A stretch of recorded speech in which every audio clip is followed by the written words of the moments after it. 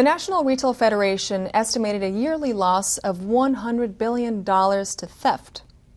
California, and Los Angeles in particular, has seen an increase in organized retail theft, leading to the creation of a dedicated task force to investigate and track down these crimes. With us today is Detective Lisette Garcia from the Organized Retail Crime Task Force and the Robbery Homicide Division of the Los Angeles Police Department. Thank you so much for being here, Detective. Thank you for having me. So let's start with the basic. What is a commercial or retail theft? So that kind of theft is when someone goes into a business and robs a store of merchandise.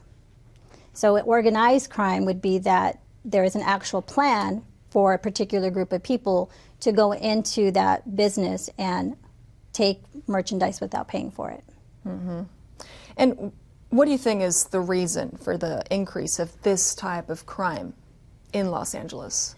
I think a lot has to do with social media, showing how easy it is for this flash rob group of people to go into an actual business and take property without being stopped by an employee. A lot of retailers don't allow their employees to stand in the way or to stop that from happening, from that perpetrator from going in and actually going out with the property. So they're not being stopped.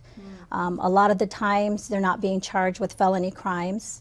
So that has a lot to do with it as well, as the consequences are lacking. In my opinion, it should be a little bit more serious of a consequence when somebody goes in and steals something. Mm-hmm. And it's easily sold in the street. So there is a demand for it. People sell it at swap meets on the streets of Los Angeles, and there's customers who will pay for that merchandise. Let's talk about you a little bit. So tell me about your career in the LAPD. Okay, well, I'm 28 years on the department. So I started very young. I was 22 years old when I started the police department. I've worked various assignments from patrol to detective bureau to internet crimes against children. I worked the LAX task force. I am now assigned to Robbery Homicide Division and on loan to this organized retail theft task force, which I'm fortunate, to get that opportunity to try to combat this crime that is increasing a lot, unfortunately. What led you to join this Robbery Homicide Division? Was it something that kind of one thing led to the other, or was it by choice? It was by choice, yes. I did apply for it. I think every detective aspires to be in Robbery Homicide Division. It is known as the elite division of LAPD's Detective Bureau. They do handle very complex cases, high priority cases. There's a lot of investigation that's involved in it and a lot of detailed work, and it's just interesting. So every detective, in my opinion, wants to be in Robbery Homicide Division, so I was very fortunate to be able to get accepted into the unit. And you've been there for how long? Since January, so 8 months. Yes, so fairly new. Anything that really surprised you when joining that you didn't expect? Anything that you can share, naturally? No, I mean, the investigations are very interesting, needless to say. I did get a chance to work a little bit of the Follow Home Task Force, so that was interesting, how the victims are, followed home from establishments. They could be targeted because they have a nice vehicle. They were targeted because they have nice Rolex watches. And so just getting to get into that investigation and do all the follow-ups and look at surveillance video, that was really interesting. And then the best reward is to be able to go out and arrest these people. Once all your work has come to a conclusion, you've identified the person, and then you can put them in jail where they belong. Let's go back to talking about commercial organized theft. When and why was a dedicated multi-agency task force for organized retail crimes created? It was created on August 21st of this year, and it was created because there is an increase in crime. I'm sure the viewers are aware, they see it on the news every day. It's not just here in California, it's across the United States. And unfortunately, the retailers are being hit in the pocketbook. It's like they're not recuperating the merchandise that's being stolen. It's being sold on the black market, out there in the streets, and it's a problem. We're getting a lot of businesses that are leaving different states because of it. So we were able to get some money from the governor that is only established for this task force. So it's going to allow us to buy different kind of equipment that's going to help us do surveillance, pay for additional officers, Our task force right now has Los Angeles Sheriff's Department. We have Glendale PD, Burbank PD, Beverly Hills PD, along with Los Angeles police officers and detectives that are dedicated only into actually working this task force. California Highway Patrol is also involved, and they're assisting with a lot of operations where they're making numerous arrests. As of today's date, we have about 73 arrests that we've already done since August. Since August, wow. Yes, we've That's recovered very guns, impressive. we've recovered merchandise, and a lot of people are sitting in jail right now. And there's still a lot more that we are looking at investigative-wise to go out and get. So we've identified other people, so we're just still working that up to go out and get them. And we're not just going after the people who are going into the stores and stealing the merchandise, we're going after the people who are selling it as well. Huh. Yes, and purchasing it. Wow. So it's like it comes like full circle. Full circle. In a way. Yes. Interesting. There's so many things that you do, so I'm curious to kind of get an idea of what a normal workday looks like for you. So a normal workday for me is when I get to my office, I look and see what kind of crime reports have come across our desk. If, for example, I listen to KNX in the morning, and if I hear, oh, there's a flash rob, incident that occurred, I already know that report's going to be on my desk.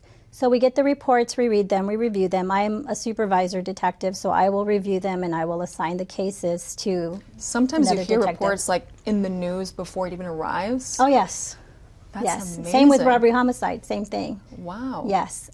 So when I get the reports, we do review them. We look to see what kind of follow-up we're going to do. So most of the time, we're going to go out to the store that was robbed. We'll look for video surveillance camera footage. And we will get them. Most all the establishments and businesses have surveillance video. So we'll look through the surveillance video, review them, look for license plate numbers. We'll start working up all the license plate numbers. We talk to witnesses, get all their statements done, and then we start even using like facial recognition software. So it's pretty immediate, it sounds It's very like. immediate, very immediate, because we want to get out there and we want to get fresh recollection of like witnesses. You know, we'll go out and we'll start looking at different platforms that might be selling the merchandise. So there's a lot of steps. There's a lot of steps. Like stealing and then that landing in the marketplace? Oh, yeah. That could be within 24 Oh, hours? yeah. They can steal it and then drive 2 or 3 blocks away and go ahead and sell it to somebody who's going to take it from them. Very quick. Yeah. That's shocking. It is shocking. So it's really difficult. You really have to be like on their heels. Yes. Yes, In that and that's sense. why this task force is solely dedicated to this investigation, because a regular detective working a regular division is not going to have the time. They're going to be inundated with all the other reports that they have to deal with. So this one is solely dedicated for the task force to go against or go after these criminals that are going into the stores and stealing merchandise. So what type of stores are usually targeted, do you find? Well, let's see. Since I've been there, we've had Macy's, we've had Victoria's Secret, we've had WSS shoe stores, Nordstrom's, Bloomingdale's, Gucci, Louis Vuitton, 99-cent store gets hit quite often, actually. So any kind of like just the retail stores that sell product that people want to buy. A lot of the colognes are being stolen from Macy's. Sunglass Hut, it's a lot of sunglasses, very, very expensive sunglasses, so their losses are extreme.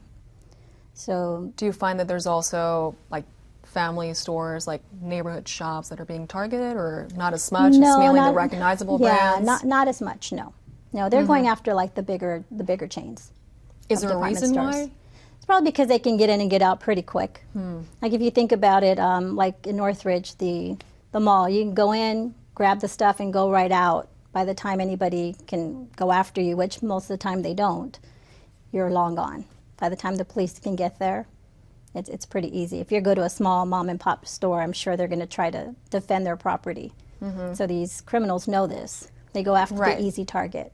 And so what products are they looking for? Because one would think, like I would think, well, they're looking for high value, like jewelry, but sometimes it's like detergent or things that are... Shampoos, detergents, anything that basic there's products. a market for. Sunglasses, clothing, bras, panties, colognes, perfumes, shoes. Shoes are a big one. So is it more quantity over quality, or it kind of depends? I guess it depends. It depends on what they can grab. I mean, if they get a little bit of of resistance in a store, they won't grab as much. If the employees are just going to stand back and let it happen, they literally take garbage bags with them and fill them up. So it's interesting because I know that employees are told not to try to chase them, but what about security personnel? Same thing. Same thing. Yeah. So if it's within the store, yes, the moment they leave the store, is that when it's... They're not even intercepting at all. So they can go in, they can grab their things. The employees are told to stand back, record if they can, just watch, call 911, and then they will go in and take their stuff and leave. Security sometimes will follow at a distance and also take video and see if they're going to go out in a vehicle and take down that information so they can provide that to the police department. I remember in August, right when the task force was created, more than 30 masked robbers stole over $100,000 worth of goods in a high-end shopping center in the Valley. So what happened and how did the task force respond in this case? They responded in force. So there's a lot of detectives working on that case. To this date, we've made numerous arrests in those 30 people. I can't say exactly how many, but we have made arrests and we have recovered merchandise as well. So they went out there and they did a lot of follow-up investigation. They got a lot of good video surveillance. The arrests were fruitful. We've gotten a lot of information from the people we arrested, and that has actually led us to other investigations on where some of those items were sold. I'm curious because it sounds, obviously it's organized. There's a sense of structure in these type of crimes. So do you think it's mainly gangs or criminal organizations, or is it people who sort of like act alone? What are your findings? So we're not finding that there's in particular a gang that's involved. There are some members that we've identified do have gang affiliation on some of the arrests that we've made. But it's just, it could be anywhere like a group of friends that are organizing it. One will call up another and say, hey, we're going to hit the Macy's and we're going to do this on this date. Let's meet at this time. As easy as that. They're organizing it. You have one person organizing it and a group of friends that are in on it. They're like, sure, let's go do it. A lot of the times since I've been there, it's been basically that. It's just been a group of friends, a group of people who know each other that just want to go out and steal what they can. Not really an actual where you would say it's all gang members involved in it. No. But the organization is there. Right. Like it's even not... even like social media, they can say, I was hey, going to ask you about we're going to that. just post on social media, hey, we're going to hit this store at this time. Whoever shows up, let's go for it. Wow.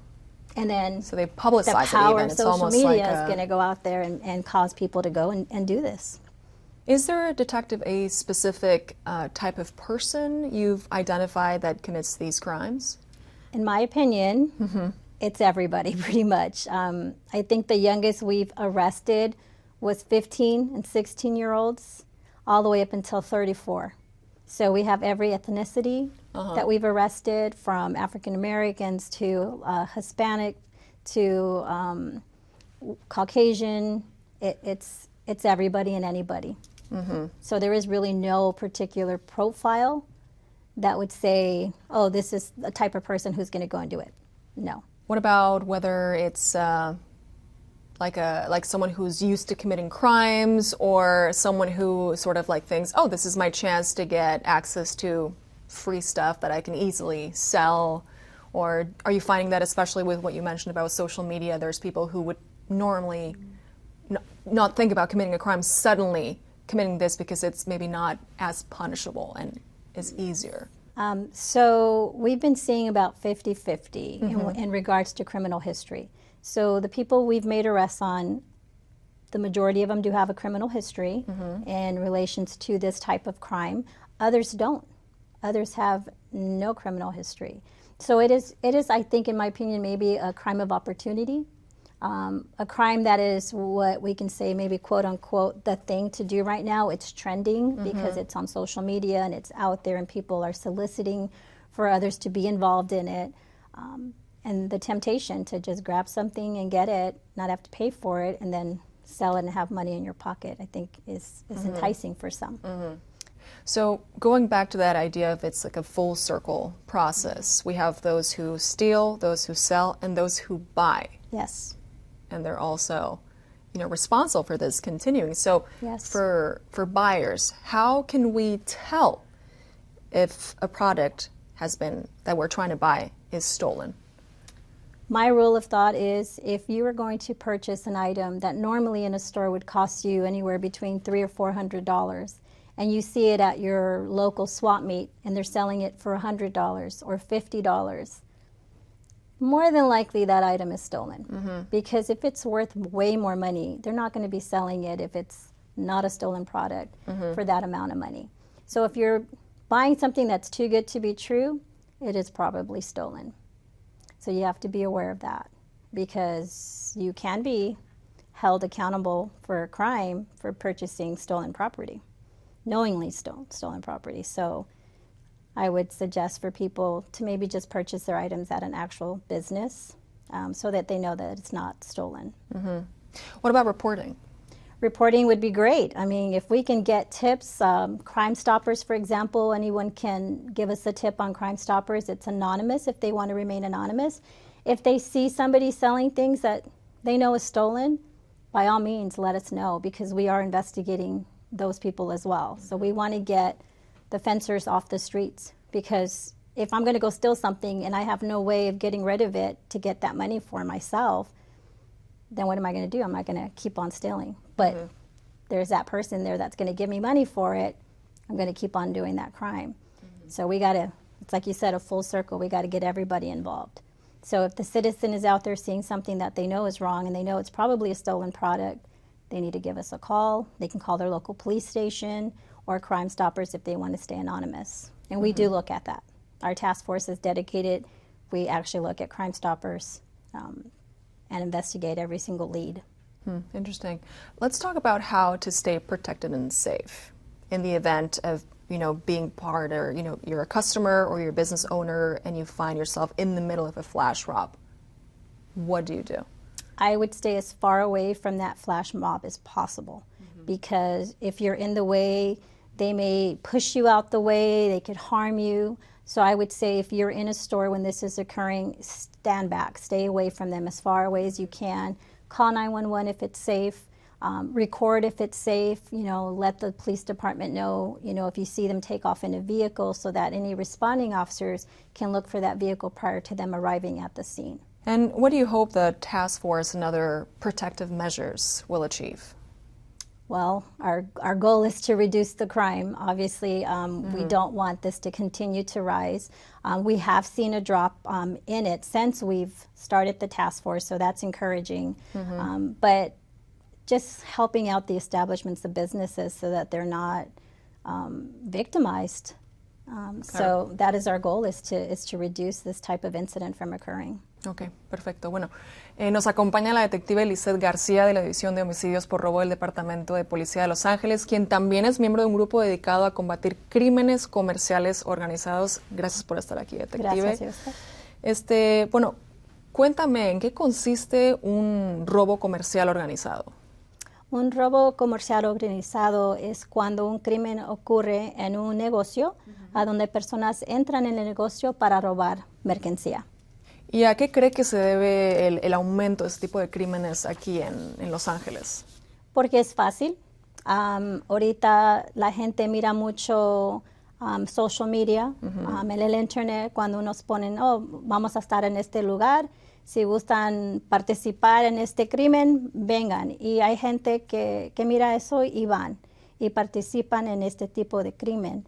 Es fácil de vender la mercancía en la calle y ese es dinero en el bolsillo de la persona del crimen. So, por eso está ahorita subiendo ese tipo de crimen. O sea, resulta algo fácil y Es que no fácil. tiene un castigo así Sí, demasiado el duro. castigo es, sí. Ahorita estamos trabajando con el fiscal del distrito para poder ser felonía, cargos felonía a las personas que están robando. So, eso nos están ayudando mucho. Ok. Cuéntame, detective, ¿cómo es un día normal para usted como parte de este grupo dedicado organizado? Un día normal para nosotros es cuando empezamos el día, investigamos todos los reportes que llegan en la oficina sobre este tipo de crimen. Vamos y investigamos si, por ejemplo, pasa algo en una tienda como Macy's. Vamos a esa tienda, Investigamos con testigos, platicamos con ellos, tomamos su statement, sus palabras en lo que pasó. Y también miramos videos. Si hay cámaras, siempre hay cámaras. Y siempre ese es el clue más fácil para nosotros, que vamos y encontramos las personas. Si, por ejemplo, graba las placas del carro, las personas cuando salgan, eso tenemos que mirar y recibirlos de la tienda. Y miramos a ver qué está pasando, si hay otros testigos, otras cámaras adentro de diferentes tiendas. Y empezamos a investigar. Si tomamos placas, usamos diferentes maneras de identificar las personas, los dueños del carro.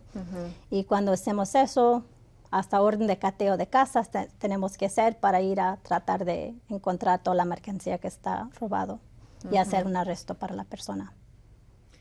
¿Qué tipo de negocios suelen ser objetivo o blanco de este tipo de crímenes? Los negocios ahorita que estamos mirando muchos son como, por ejemplo, Macy's. Macy's tienen perfumes. Los perfumes ahorita están robados bastante. Sunglass Hut, los lentes, esos también se venden fácil en la calle. Ropa de Macy's, ropa de Victoria's Secret, hasta robos de shampoo, Claro, que es lo que sorprende, ¿no? Sí. Uno piensa que van por productos como de más alta calidad, pero al final son cosas muy básicas que tienen fácil venta, ¿no? Quizás. Fácilmente, ya. Ajá. ¿Y han identificado un prototipo de persona que es la que está detrás de los crímenes? No, ahorita de todos están participando. Hay jóvenes de hasta de 15 años hasta adultos de 34 años. De diferentes, son afroamericanos, mexicanos, americanos, todo, hombres, mujeres. Los que le hacen fácil para ir a robar, roban. Conocemos el caso en agosto en el cual más de 30 personas enmascaradas entraron a robar en un centro comercial de lujo del Valle, más de $100,000. ¿Qué pasó y cómo respondió el grupo dedicado? El grupo respondimos con fuerza. Con fuerza. Sí, respondamos, fuimos, y ahorita en este día hay personas ya bajo de arresto por eso. No puedo decir cuántos hay arrestados, pero sí hay arrestados. Hemos ido a hacer orden de cateo de las casas de estas personas y sí podíamos encontrar la mercancía, un buen tipo de mercancía que estaba robado, lo tenemos. Y nos dieron también otras maneras de investigación para las personas que ellos lo vendieron. Ahorita estamos investigando a esas personas para hacer más arrestos. Sí hicimos muchísimos arrestos para ese. Sí, ustedes como que manejan ese círculo completo, ¿no? Desde la gente que roba, la gente que vende, inclusive la gente que compra, ¿no? Porque una pregunta es cómo una persona que compra algo sabe si es un bien robado o no. Si una persona va y compra una cosa que cuesta como unos $300 a $400 en una tienda y lo encuentran en un swap meet o un taller en la calle que lo están vendiendo por $100 o $50, uno va a saber que esa cosa está robado. Si está muy, muy fácil de comprar y está muy baratito, es porque está robado.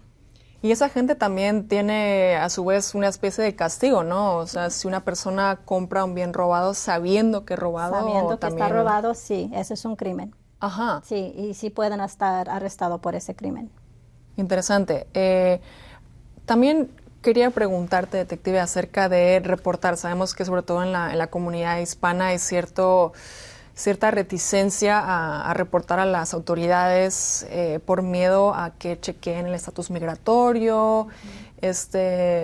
Como profesional dedicada, ¿qué les diría a estas personas? No tengan pena de reportar, porque nosotros no vamos a investigar a la persona. Completamente cero vamos a hacer investigación. Es anónimo, entonces. Sí, es anónimo. Pueden dejar hasta su nombre si gustan. No vamos a hacer ni una investigación sobre lo que ellos, su personal, nada de ellos. Solamente queremos la información para poder ir a investigar las personas que están avisándonos para arrestar a esa persona, para que uno no sufre, porque las tiendas están cerrando. Como Target, está cerrando Target diferentes lugares por lo mismo, porque están robando mucho dinero, mucho mercancía de las tiendas. So, tenemos que mirar, somos comunidad y si miramos que está pasando algo o miramos una persona que está vendiendo cosas robadas, es importante de platicar con una policía. Y hay portales. No tener pena de Y reportar. hay portales también como por ejemplo Crime Stoppers, sí. y hay números de teléfono al que se puede Sí. llamar también, Sí, o sea claro. que hay diferentes maneras de poder reportar Sí. de manera completamente anónima. Y imaginémonos, detective, que vamos a entrar a una tienda y de pronto somos víctima de un robo organizado. Sí. ¿Qué es lo que usted recomienda que tanto los dueños como los usuarios hagan para protegerse? Léjanse de ese lugar, si pueden. No se ponen en la dirección a donde están los sospechosos porque hasta te pueden tumbar, te pueden lastimar. Es mejor que se alejan, llaman a 911 o tratan de salir a hacer 911 si está seguro. Saca fotos con su cámara, video, para cuando llegue la policía podemos ir a investigar un poco más si tenemos más información. Y bueno, ¿cuáles han sido los logros hasta ahora en este poquito tiempo del grupo dedicado? De bajar todo. Los logros que han Los tenido, logros. tuvieron como 73 arrestos, Oh, sí, ¿no? 73, sí, o sea que ya en el 73. poquito tiempo que llevan. 73 arrestos ahorita por este día. Y también hemos encontrado diferentes armas. Hay diferentes armas que ya no están en la calle y diferente mercancía que estaba robado también lo tenemos ya. Así que bueno, ¿qué espera que logre ese grupo dedicado del que forma parte, además de otras medidas protectoras? Para reducir este tipo de crimen. Eso es el único que queremos ahorita, es de reducirlo muchísimo para que ya no está ocurriendo. Okay, well, thank you, Detective Garcia, for spending some time with us today, sharing your own experiences, information, and advice about the Organized Retail Crime Task Force and the Robbery Homicide Division of the LAPD. Thank you. Gracias, Detective Garcia, por pasar un rato con nosotros compartiendo pues sus experiencias, información y consejos desde la División de Homicidios por Robo del LAPD y el grupo dedicado al que forma parte. Gracias. Soy Natalia Bilbao para LA Currents. Gracias por vernos. This is Natalia Bilbao for LA Currents. Thank you so much for watching.